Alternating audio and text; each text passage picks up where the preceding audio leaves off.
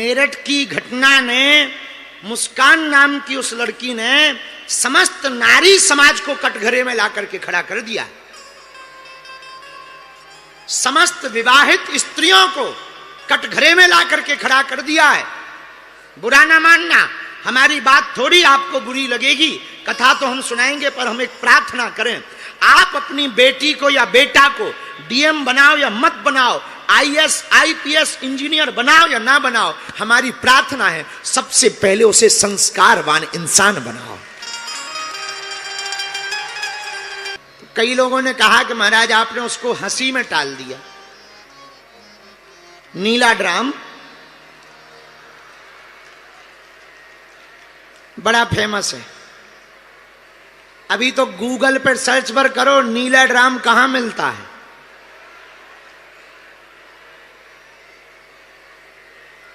तो लोगों ने कहा कि आपने इसको हंसी में टाल दिया। तुम अपने बालकों को डीएम बना दिए, आईपीएस बना दिए, इंजीनियर बना दिए, भैया आईएएस बना दिए, पर अगर तुम अपने बच्चों को संस्कारवान नहीं बना पाए तो तुम्हारी सब पढ़ाई धरी रह गई, तुम्हारी नौकरी धरी रह गई, तुम्हारे बच्चों की सफलता धरी रह गई।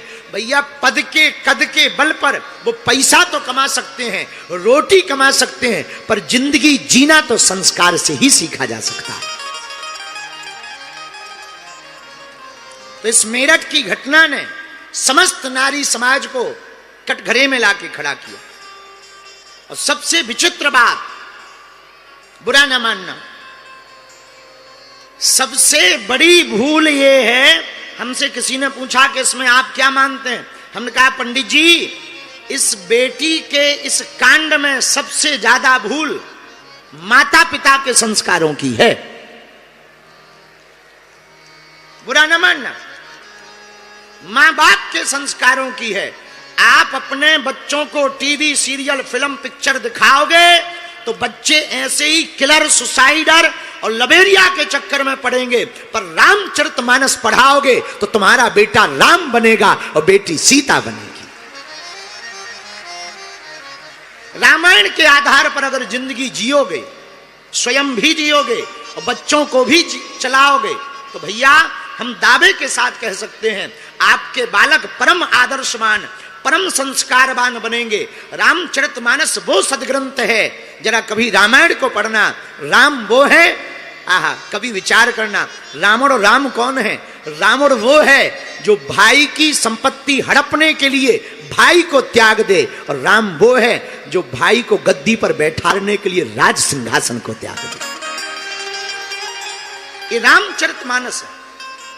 जब उस आदर्शमय ग्रंथ को पढ़ेंगे, बच्चे इसको जीवन में उतारेंगे, तो हम मेरठ वालों कान खोलकर हमारी बात को सुन लो, दोबारा लौट करके मुस्कान जैसी घटना कोई भी बेटी नहीं कर पाएगी, दोबारा नहीं हो पाएगी। पर कितनी विचित्र बात है, अब उसका नाम मुस्कान की जगह तो शैतान धर देना चाहिए। हाँ, मुस्कान नाम ही बेकार है। मुस्कान नाम ने पूरा घर उजाड़ दो। किसी का बेटा चला गया, किसी का भाई चला गया, भला क्या बिगाड़ा था उस बालक ने? सौरभ नाम था, हैं? सौरभ ने, भला उसने क्या बिगाड़ा था? एक ही गलती की कि उसने शादी की, एक ही भूल की कि उसने प्रेम किया, एक ही गलती की होगी उसने भरोसा किया। बेचारा मर्चेंट नेवी में था, बड़ी आशाओं के साथ जिंदगी जी रहा था, बड़ी सपने देखे होंगे उसने भी ख्वाब देखे होंगे, परिवार होगा, बच्चे होंगे, जीवन जिएंगे, बड़ा मकान लेंगे, सबको लेकर के चलेंगे, माता पिता का नाम रोशन करेंगे, और उसके ऊपर क्या बीती होगी? उसके सपने पूरे होने के पहले ही उसे मार दिया गया। भला उसके बाप पर क्या बीती हो? इसने तो अपने प्रेम के चक्कर में, भैया केवल सौरभ की हत्या नहीं हुई है,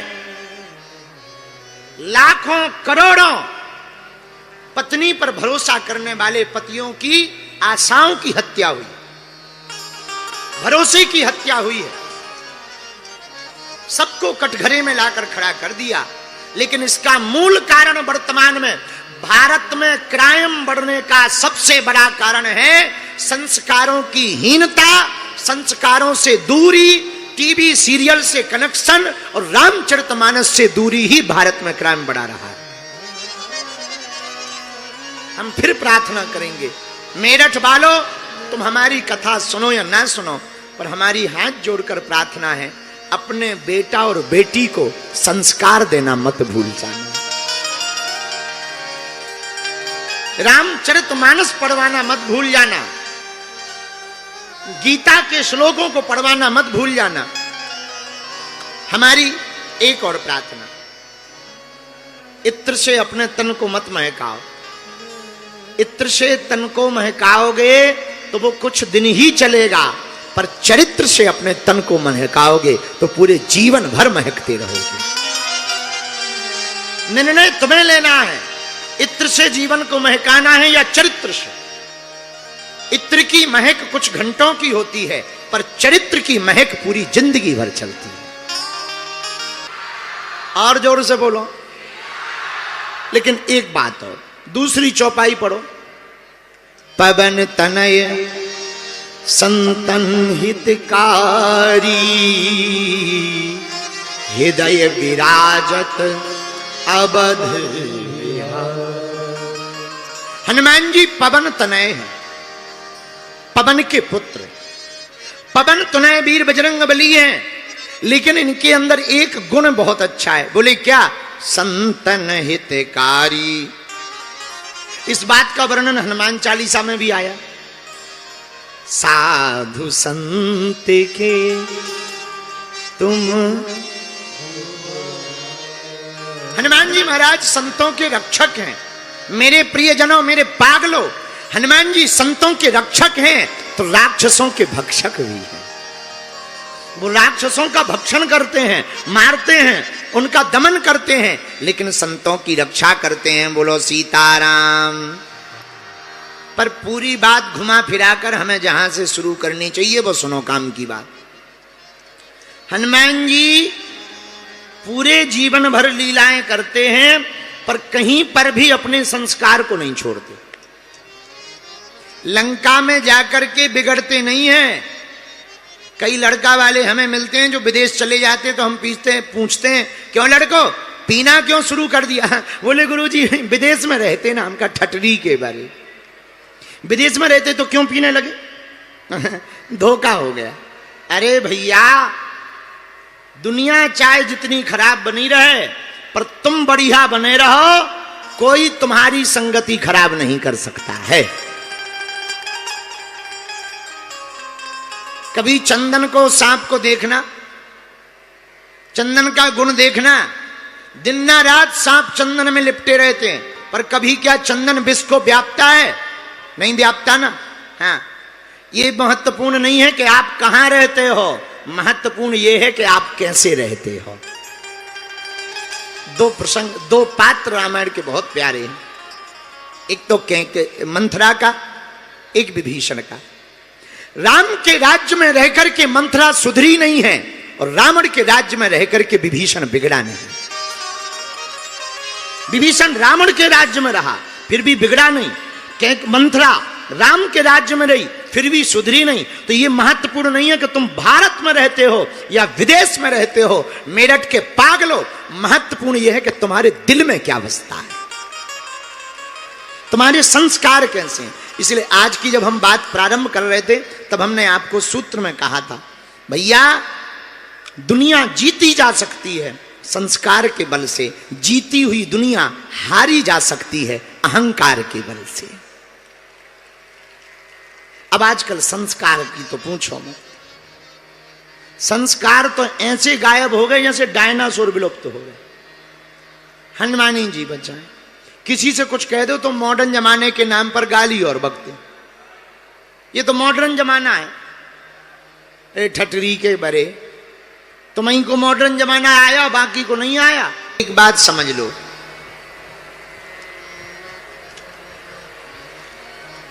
जिसके अंदर संस्कार हो दुनिया जीती जा सकती है संस्कार से, और जीती हुई दुनिया हारी जा सकती है अहंकार से। दुनिया को जीतना है तो एकमात्र साधन संस्कार है, और अगर जीती हुई दुनिया को हराना है तो बढ़िया साधन है अहंकार। अब निर्णय तुम्हारा है, तुम्हें दुनिया जीतना है या जीती हुई संपत्ति हराना है। हराना है तो अहंकार को पालिए, पर जीतना है तो अंदर संस्कार को पालिए। ऐसे संस्कारों से भरपूर आचार्य श्री जी, हम सब धन्य भागी हैं। सीताराम, इसको बंद कर दो। हनुमान जी की 2 चौपाइयों पर हम लोग हनुमान जी की कथा सुन रहे। चौपाइयां तो याद हैं, याद हो गई। 2 चौपाइयां हनुमान जी की हम सबने ली हैं, और बड़ी प्यारी चौपाइयां हैं, जिन चौपाइयों के आधार पर हनुमान जी की कथा को गा रहे हैं। मंगल मूर्ति मारुति नंदन, मंगल गाइए। मारुति नंदन, मंगल मूर्ति मारुति नंदन, मंगल मारुति नंदन, सकल अमंगल मूल निकंदन, सकल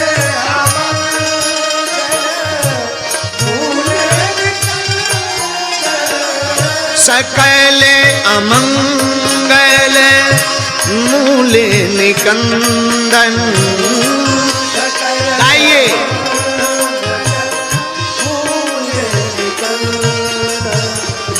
पवन तनय संतन हितकारी, पवन तनय संतन हितकारी, हृदय विराजत अवधि बिहार, हृदय विराजत अवधि बिहारी, हृदय विराजत अवध बिहारी।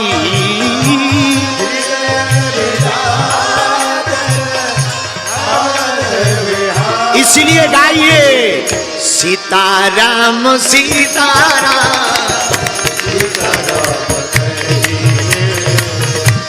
सीताराम सीताराम, सीताराम कहे जाहि विधि राखे राम,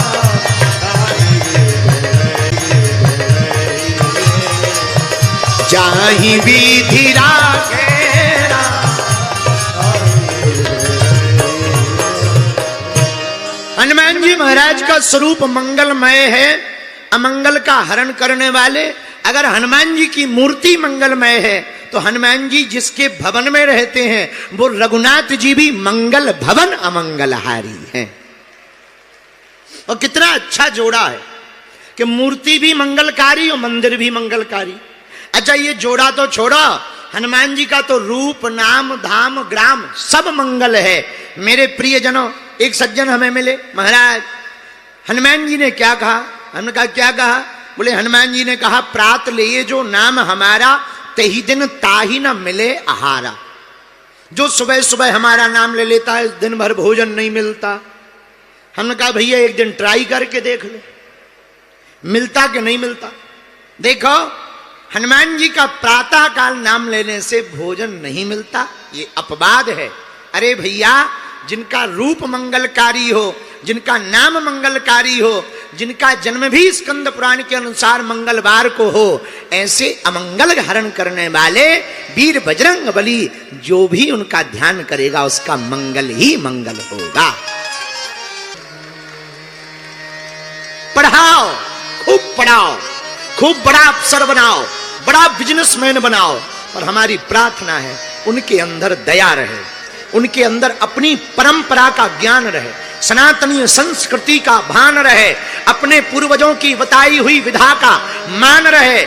आज मुस्कान जैसे ये जो कांड हुए ना, मुस्कान ने ये जो कांड किया, उसका सबसे बड़ा कारण है टूटते बिखरते परिवार। अगर सामंजस्य परिवार होता तो मुस्कान की दम नहीं पड़ती कि वो देहरी से बाहर कदम रखने की। हिंदुओं के बिखरते परिवार इस प्रकार के क्राइम को जन्म दे रहे हैं, इस प्रकार की घटनाओं को जन्म दे रहे हैं। इसलिए मेरे भारत के लोगों, मेरे भारत के हिंदुओं, तुम्हें अगर देश को बचाना है, तुम्हें अगर अपने परंपरा को बचाना है, तुम्हें अगर अपनी संस्कृति को बचाना है, तुम्हें अगर अपने सनातन को बचाना है, तो एकमात्र रास्ता है रामचरितमानस पढ़ो और बच्चों को भी पढ़ाओ, उस पर जीवन जियो। धन्य है श्री राम जी, राम जैसा चरित्र कौन होगा। संस्कार संस्कार होते। एक बात बोलें, आप दुर्योधन की दृष्टि से देखोगे तो तुम्हें सब दुर्जन दिखाई देंगे, लेकिन युधिष्ठिर की दृष्टि से देखोगे तो तुम्हें सब सज्जन दिखाई देंगे। ये बहुत महत्वपूर्ण है, आप कौन सी दृष्टि से देख रहे हो। अगर आप युधिष्ठिर की दृष्टि से देखोगे तो सब में सज्जनता दिखाई देगी। उसी प्रकार आप अगर वासना की दृष्टि से संसार को देखोगे तो संसार काममय दिखाई देगा, पर रामचरितमानस की दृष्टि से संसार को देखोगे तो पूरा संसार राममय दिखाई देगा। राममय देखने के लिए आहा, हनुमान जी की आंख जरूरी है। राम जी को देखने के लिए हनुमान जी की दृष्टि जरूरी है। हनुमान जी की दृष्टि हनुमान जी को तो जहां तहां सिर्फ राम दिखाई देते हैं। सुमरी पवन सुत पावन नाम,